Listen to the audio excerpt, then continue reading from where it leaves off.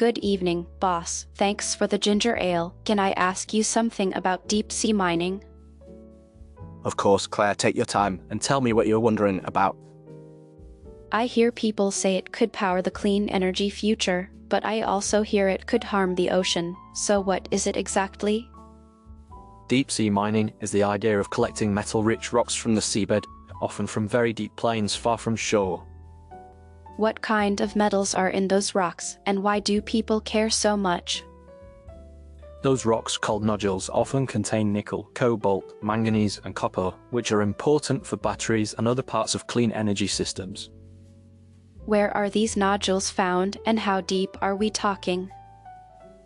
Many nodules lie in a region of the Pacific called the Clarion-Clipperton Zone, and the seafloor that can be 4 to 6 kilometers down. So who decides whether companies can go down there and start scooping things up? In international waters, a body called the International Seabed Authority was set up to manage activities and to protect the marine environment. Does that mean mining has already started, or are we still in the talking stage? Commercial-scale mining has not begun yet, and many groups are still debating rules, safeguards, and what proof of safety should look like. What would a mining operation actually do on the seafloor? A collector vehicle would move slowly along the seabed, lift nodules with a suction system, and send them up to a ship through a long pipe. That sounds like it could stir up a lot of sediment, and I wonder how that would move in the water. Sediment clouds called plumes can spread, and scientists study how far they travel, how much settles back, and what that means for animals that live near the bottom. Are those bottom animals rare, or are they the kind we see often in nature videos? Many are not familiar to most people, and some live only in deep environments where nodules provide hard surfaces for life to attach and grow. So nodules are not just rocks because they can be like little homes for life, right? Yes, the nodules can add structure on a soft plane, and that structure can host corals, sponges, and small creatures that use the hard surface. What about noise from machines, because sound travels far underwater, and I know whales use sound a lot. Noise is a major concern, because constant low-frequency sound from pumps and ships can carry far and may affect animals that depend on hearing. If the risks are real, why do people still push the idea of mining the deep? Supporters say we need more metals for electric cars, grid storage, and other clean energy tools, and they argue nodules may avoid some impacts of land mining. What is the case against it, in simple terms? Critics say the deep sea is fragile and poorly known, so we should not disturb habitats that take long to recover, and they ask for strong evidence before any large operation. How do we make a fair decision when we still have many unknowns? We can start by asking what data is needed, what level of harm is acceptable, who bears the risk, and what independent monitoring would look like. Is there a map of places where mining would be off limits even if rules allow some activity? There are protected areas planned in key regions to keep representative habitats safe, and plans include buffer zones so we can learn without losing too much. What about the people who live on islands in the Pacific, because the ocean is their home and work? Island nations hold many views, and some seek economic opportunity, while others push for a pause, and many ask for respect, consent, and fair sharing of benefits. Do car makers and tech firms have a stance on this, or do they stay quiet? Some companies say they will avoid deep-sea minerals for now, and they urge better research and recycling to reduce pressure on new extraction. Can recycling really supply enough metal for batteries, or is that wishful thinking? Recycling helps more over time because we need a stock to recycle, but design for reuse, better collection systems, and new processes can raise yields. What about changes in battery chemistry, because I hear about types that use less nickel or cobalt? Chemistries evolve, and some use less of those metals, which can ease demand growth and make supply less tight, though trade-offs remain in weight and range. If chemistries shift and recycling grows, does deep-sea mining still matter? It may still matter in some scenarios, but the case becomes more about resilience and the spare capacity than a single urgent fix. What is the science plan that would make a cautious person feel better about any test or pilot? A strong plan would include independent baseline studies, open data, real-time monitoring, and a clear stop rule if harm crosses a set threshold. What is a baseline in this context, because I want to picture it clearly? A baseline is a measurement of life, sound, water, and sediment before activity begins, so later we can see change and judge impact against a known state. Open data sounds good, but who checks the numbers and how can we trust the results? Independent teams, public repositories, and peer review help, and long-term stations can record conditions that anyone can analyze. What would a stop rule look like, and who can push the stop button? A stop rule might say that if sediment or noise exceeds a limit, or if key species show stress, activity must pause so causes can be tested and fixed. What about liability if something goes wrong, because harm in the deep might last a long time? Liability rules should set who pays for damage, how funds are set aside in advance, and how claims are judged and resolved. Is it true that life in the deep recovers very slowly, and if so, how can we measure recovery? Yes, growth can be slow in cold, dark water, so we track the return of species, the stability of sediments, and the regrowth of communities over many years. If we are honest, what do we really not know yet, and what does that mean for timing? We still lack full maps of biodiversity, food webs, genetic links between areas, And the long-range spread of plumes, which argues for care and patient study. Are there ways to get metals on land with less damage, or is it always a hard trade-off? there are better land methods, Such as stricter waste controls, cleaner energy at mines, and stronger community agreements, and these can reduce harm. How would you explain the heart of the debate to someone who just walked into the bar? it is a choice about how to power a cleaner future without shifting harm to a place we barely understand, and it asks us to weigh need, risk, and fairness. I like fairness as a guide, but how do we make it more than a nice word? Fairness means real participation for affected people, benefit sharing beyond short-term payouts, and transparency that allows trust to grow. Some friends say the deep sea is empty, and other friends say it is full of life, so which is closer to the truth? The deep sea is not empty, and while it looks bare at first glance, closer study shows many species adapted to stable and low energy conditions. Does that slow pace mean even small change could matter a lot? Yes, a small change can ripple far in a system that recovers slowly, so scale and duration matter as much as a single snapshot.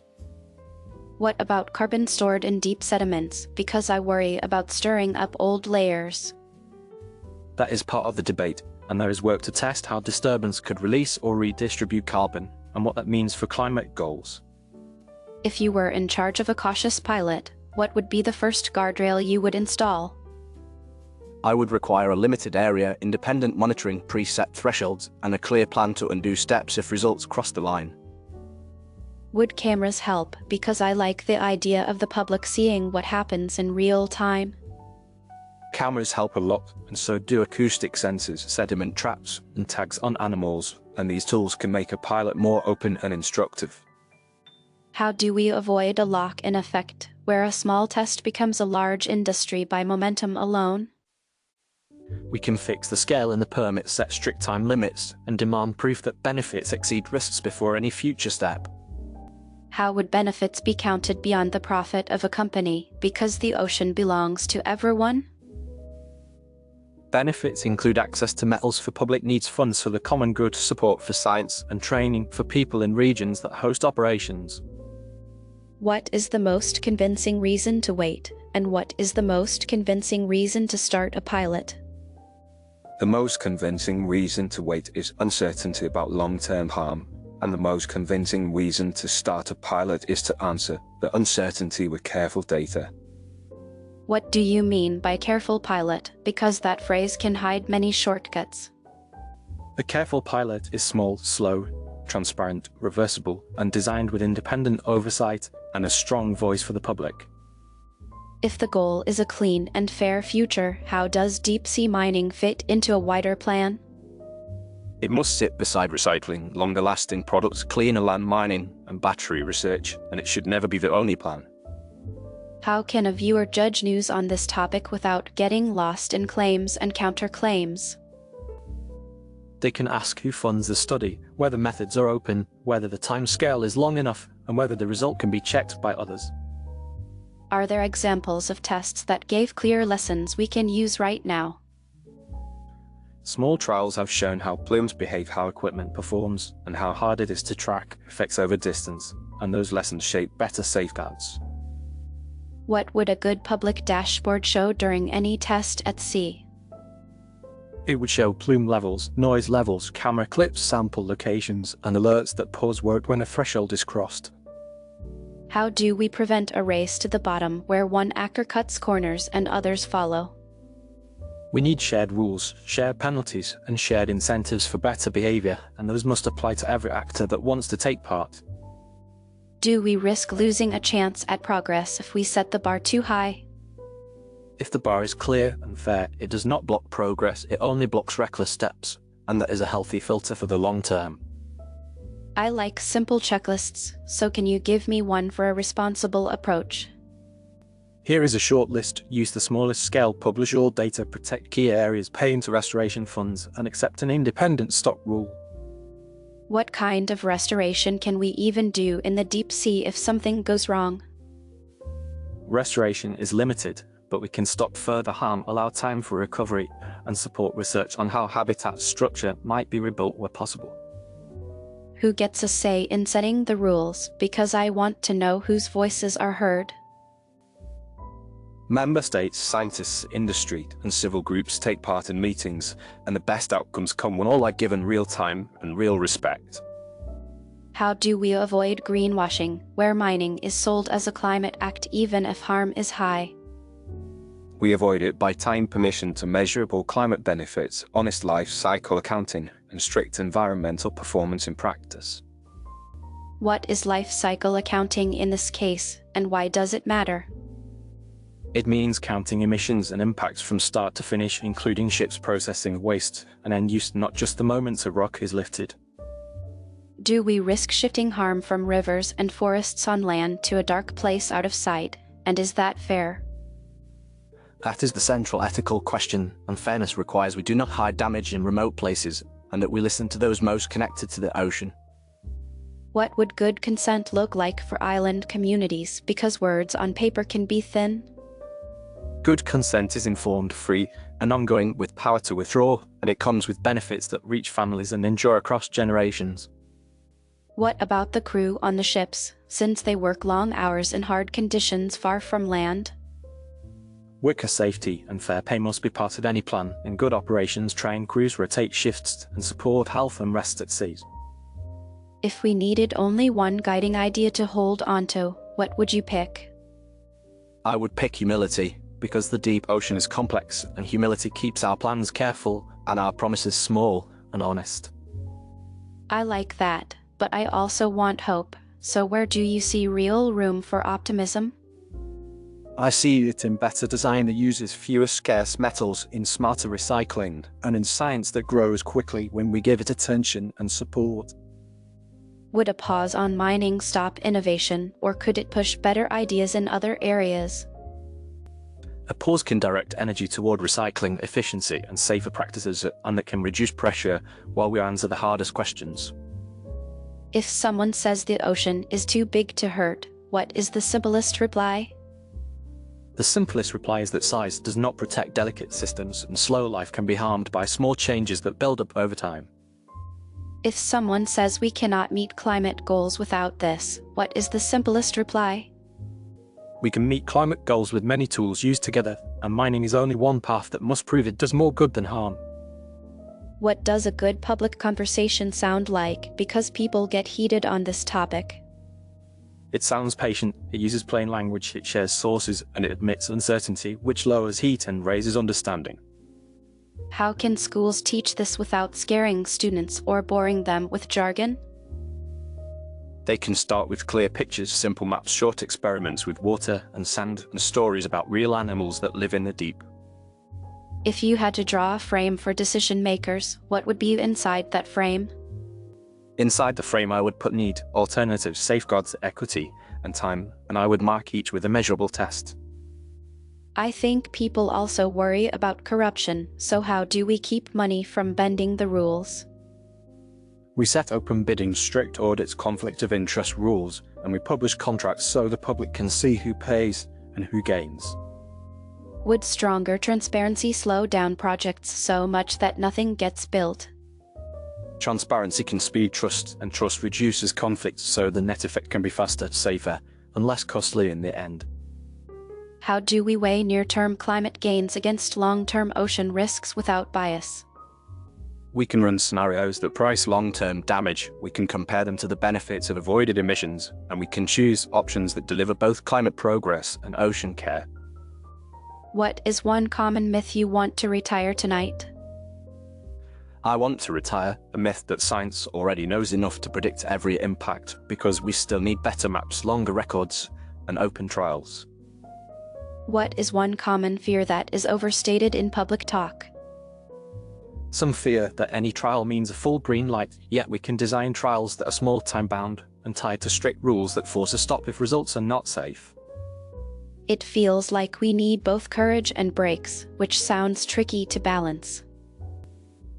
That is true, and good policy is a careful mix of courage to learn and brakes to pause until we are sure the road is safe. If I wanted to follow updates without drowning in news, what should I track? Track scientific results on plumes and noise, policy meetings that set rules, and market trends that change metal demand and battery design. How do you feel about personal responsibility, like buying fewer gadgets or keeping a phone longer? It helps when many people do it, and it signals to companies that design for repair and reuse has value in the real world. Could better product design lower demand for certain metals enough to change the whole debate? Yes, modular designs, longer warranties, take-back programs, and better chemistry choices can all reduce pressure on supply. Is there a risk that a promise of future recycling becomes an excuse to mine more now? There is such a risk, so we should tie mining decisions to real recycling rates and actual design changes, not to vague future pledges. Let us talk about culture and values, because oceans carry meaning beyond resources. Many communities see the ocean as a source of identity and care, and any plan that forgets that will fail the test of respect. If someone says this is only a technical issue, what would you say back? I would say it is also ethical, social, and economic, and we must include all those lenses to make a wise decision. Could you walk me through a simple decision tree that a cautious leader could use? First, ask if alternatives can meet the need, then ask if baselines are complete, then ask if safeguards work at small scale, and proceed only if each box is ticked. What sign would tell you that a project is moving too fast? A sign would be vague monitoring plans, closed data, weak public input, and pressure to skip stage testing. What sign would tell you that a project is being honest and careful? A sign would be shared timelines, open results, local jobs with training, and the will to stop if the ocean says no. If we do nothing, could that also carry risk for climate goals and jobs? Yes, inaction has costs, but wise pacing is not inaction, and we can advance other paths while science reduces unknowns. What would you say to a young engineer who wants to work on this field with integrity? I would say learn the science, listen to communities, publish your methods, and put safety ahead of speed every day. What do researchers need most from the public to do this right? They need steady funding, permission for long missions, and patience to build the long records that reveal slow change. Could citizen science play a role, or is this too far from shore for that? Citizen science can help with open data analysis, model tests, and public dashboards that make sense of complex graphs and maps.